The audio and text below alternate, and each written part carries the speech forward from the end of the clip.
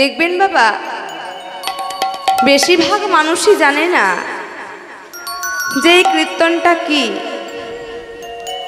কীর্তন কাকে বলে, তাই তো বাবা? আচ্ছা বাবা বলুন তো, কীর্তন কাকে বলে?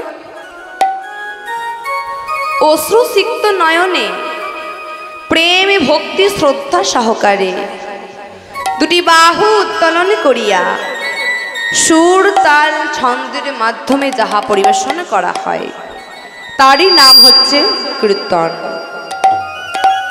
কীর্তন বাবা একটা নয়, কীর্তন 4 প্রকার।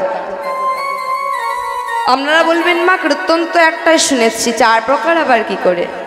হ্যাঁ, কীর্তন 4 প্রকার। কি কি আমি একটা করে ব্যাখ্যা করছি, শুনুন। প্রথমে কি বলছে?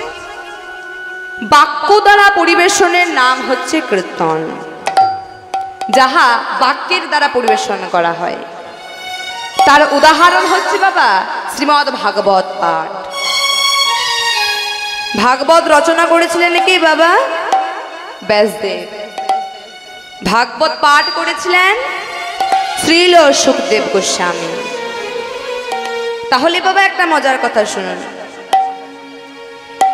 7 দিন একটা না এক জায়গায় বসে ভাগবত শ্রবণ করেছিলাম। কে? শ্রীল সুখদেব গোস্বামী। তার না ছিল আহার, না ছিল নিদ্রা। আহার নিদ্রা মৈথুন ত্যাগ করে, সব কিছু ত্যাগ করে 7 দিন এক জায়গায় বসে একটানা 7 দিন ভাগবত শ্রবণ করেছিল। এমন ধৈর্য আমাদের আছে বাবা? আমরা সামান্য 10 মিনিট কীর্তন শুনতে বসলে আমাদের ঘুম পায়, খিদে পায়। আসলে কি বলুন তো বাবা, ভগবানের নামের প্রতি আমরা আকৃষ্ট হতে পারি না। আকৃষ্ট হয়েছিলেন সেই শ্রীল সুখদেব গোস্বামী। মাগো, একেই বলে ভক্ত, একেই বলে ভক্তি। এটা হচ্ছে বাবা প্রথম। দ্বিতীয় কি বলছে? সংকীর্তন। সংকীর্তন কাকে বলে? দেখবেন মা, যাহা অষ্টপ্রহর 16 প্রহর হয়, দিবারাত্রি যে নাম হয়, হরে কৃষ্ণ কৃষ্ণ কৃষ্ণ হরে হরে, হরে রাম রাম রাম হরে হরে, এটা কি বলছে? সংকীর্তন। তৃতীয় কি বলছে? জপ কীর্তন বা স্মরণ কীর্তন। জপ কীর্তন কাকে বলে? নামা মনে মনে স্মরণ করে যে নাম গাওয়া হয় তাকে বলতে স্মরণ কীর্তন। আর দেখবেন মা, যারা বৈষ্ণব আছে অবিরত নামের মালা নিয়ে জপ করে, সেটাকে বলছে জপ কীর্তন। তাহলে এটা হচ্ছে স্মরণ কীর্তন বা জপ কীর্তন। চতুর্থ কি বলছে? পদাবলী কীর্তন, যেটা আপনারা এখন আস্বাদন করছেন। পদাবলী কীর্তন কাকে বলে?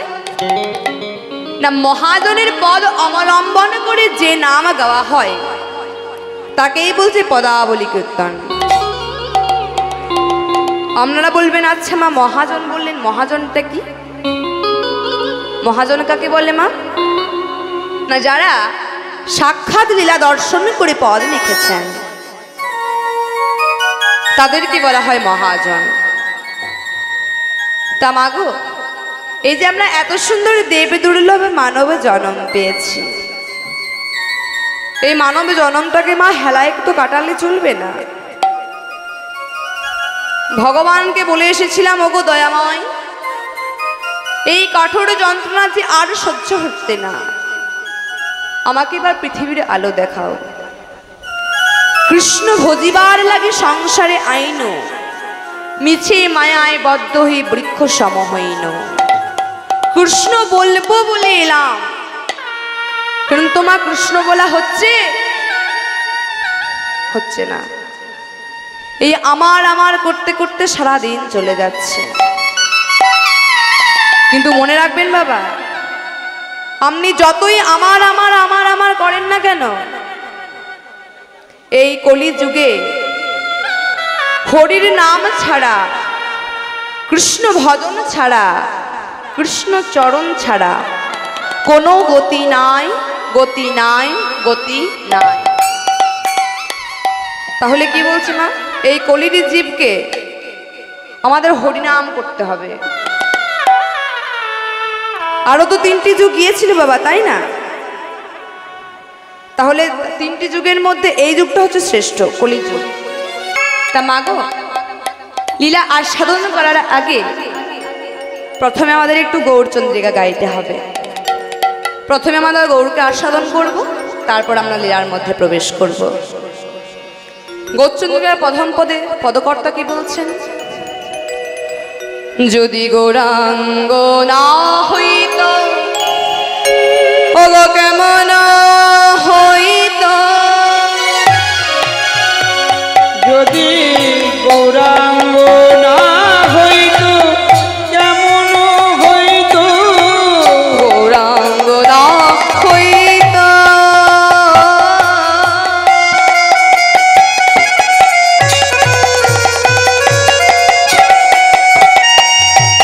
ওগো কেমন হইত, যদি গৌরাঙ্গ না হইত কিমতি হইত, ওগো কেমন ধরিতাম দে, যদি গৌরাঙ্গ না হইত কিমতি হইত, কেমনে ধরিতাম রে। শ্রী রাধার মহিমা প্রেমর সুসীমা এই জগতে জানা তোকে, আর মহিমা প্রেমর সীমা জগতি জানা তোকে।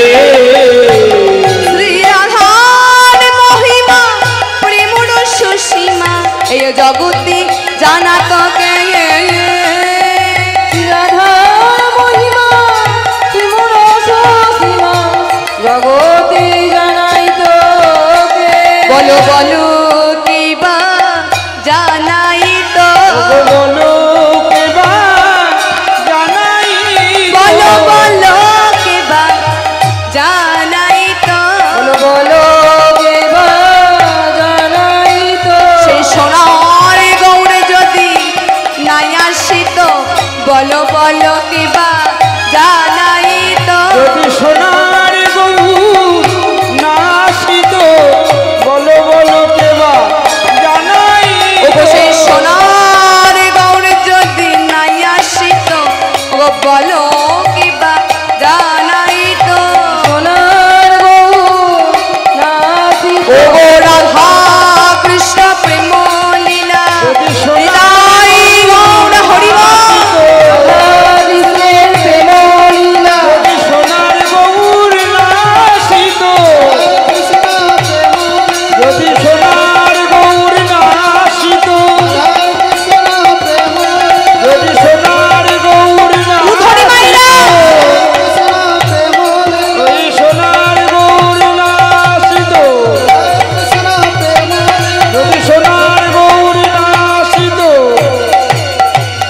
ওই বলো বলো কেবা জানাই তো। দৌপি শুনিছেনা তরু রূপী সহিষ্ণু না, সহিষ্ণু না অমানীনা মান দেনা, মান দেনা কীর্তনিয়া সদা হরি, সদা হরি। হে ভক্তমণ্ডলী, ও মার ভক্তিমতী মায়েরা এবং বাবারা, লীলা আস্বাদন করার আগে আমরা একটা মহাপ্রভু শ্লোক আস্বাদন করলাম। এই শ্লোকটির তাৎপর্য কি? মহাপ্রভু বলছে, হে জীবগণ, জীবনে যদি বড় হতেই চাও তাহলে সর্বপ্রথম ছোট হতে শেখো। এবার মাগো, আমাদের মনে তো প্রশ্ন জাগতেই পারে যে কত ছোট হব না। মহাপ্রভু বলছে, তোমরা ঘাসের কাছে শিক্ষা নাও। হে ভক্তমণ্ডলী, আমার ভক্তিমতী মায়েরা এবং বাবারা, আপনারা যখন বাবা এই কীর্তন আসরে এসেছেন, প্রত্যেককেই কিন্তু বাবা ঘাসের উপর পা দিয়ে এসেছেন। আচ্ছা বলুন তো মা, ঘাস কি কোনো প্রতিবাদ করেছে? বরং সে আপনার চরণধুলি নিজ মস্তকে নিয়েছে। তারপর কি বলছে না, তরু রূপী সহিষ্ণু না। তরু অর্থাৎ গাছ। মহাপ্রভু বলছে গাছের মতো সহ্য শক্তি আমাদের মধ্যে যদি বিন্দু মাত্র থাকে মা, তাহলে আমরা যে কোনো কঠিন কাজকে খুব সহজ করে নিতে পারব। এই যে দেখুন বাবা, এই বৈশাখ জ্যৈষ্ঠ মাসে আমরা কি বাবা সব গাছের গোড়ায় জল দিতে পারি? এমনকি ঘাতকরা প্রতিনিয়ত গাছ কেটেই চলেছে। গাছ তবুও তাদেরকে ফুল দিচ্ছে, ফল দিচ্ছে এবং ছায়া দিচ্ছে। তারপর কি বলছে না, অমানিনা মানদেন, অর্থাৎ তোমাকে কে সম্মান করলো কে সম্মান করলো না, তার জন্য তুমি কোনোদিন মাথা ব্যথা করো না। তোমার থেকে যে অর্থে কম তুমি তাকে সম্মান করো, তোমার থেকে যে শিক্ষায় কম তুমি তাকে সম্মান করো। এবারে দেখুন বাবা পদকর্তা পদে কি বলছে, যদি গৌরাঙ্গ না হইতো কেমন হইতো, কেমনে ধরিতাম দে। মাগো, আমাদের মাঝে যদি শ্রী চৈতন্য মহাপ্রভু না আসতো বাবা, আমরা রাধা কৃষ্ণের প্রেমলীলা জানতে পারতাম না। কোনটা রাধাকুণ্ড, কোনটা শ্যামকুণ্ড, শ্রী চৈতন্য মহাপ্রভু আমাদেরকে চিনিয়ে দিয়েছেন, আমাদেরকে জানিয়ে দিয়েছেন। মাগো, বৃন্দাবনে যাওয়া বা বৃন্দাবনে প্রবেশ করা, বৃন্দাবনে প্রবেশ করতে গেলে গোপীদের আনুগত্য ভাব নিয়ে বৃন্দাবনে প্রবেশ করতে হয়। কেন না, সেখানে বাবা ভগবান শ্রীকৃষ্ণই হচ্ছে একমাত্র পুরুষ, তারপর কিন্তু প্রত্যেককেই নারী। তাহলে গৌর গোবিন্দের ভজনা করতে গেলে আমাদের গোপীদের আনুগত্য ভাব নিয়ে তারপর গৌর গোবিন্দের ভজনা করতে হবে। তা মাগো, আমরা সেই মহাপ্রভুর জন্য কিছু করব না? মহাপ্রভু বলতে শোনো শোনো, তোমাদের বেশি কিছু করতে হবে না, তোমরা কেবলমাত্র দুটি বাহু তুলে আমার নাম করো। আর তোমরা আমার নাম কেমন ভাবে গাইবে জানো? তাহলে শোনো শোনো, তোমরা গাও পুনো পুনো গৌরাঙ্গের গুণ, গাও পুন পুন গৌরাঙ্গের গুণ, তোমরা গাও পুনো পুনো গৌরাঙ্গের গুণ, গাও পুনো পুনো গৌরাঙ্গের গুণ, সরল করিয়াম। তোমরা গাও পুন পুন গৌরাঙ্গের গুণ, সরল করিয়াম। তোমরা গাও পুনো পুনো গৌরাঙ্গের গুণ, সরল করিয়াম। তোমরা গাও পুন পুন গৌরাঙ্গের গুণ, সরল করিয়াম। কি বলছে মা? তোমরা গাও পুনো পুনো গৌরাঙ্গের গুণ, সরল করিয়াম। পুনো পুনো মানে কি গো মা? পুনো পুনো মানে হচ্ছে পুনরায়, মানে আমাদের বারবার কৃষ্ণ নাম গাইতে বলছে। মাগো, সরল করিয়াম, এই মনের মধ্যে যদি বাবা কুটিলতা জমে থাকে, এই মনের মধ্যে যদি অহংকারে জমে থাকে, তাহলে এই নোংরা মনে বাবা হরিনামা গাওয়াও যায় না, আর হরিনাম শোনাও যায় না।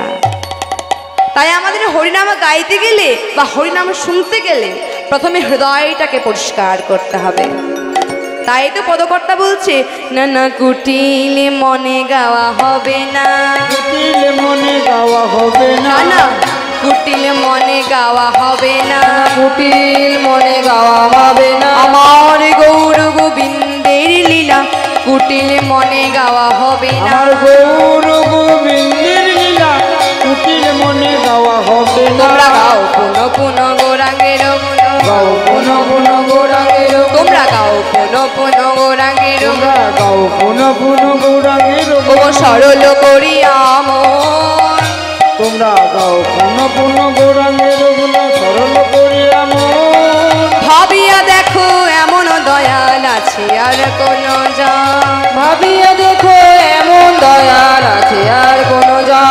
তোমরা ভাবিয়া দেখো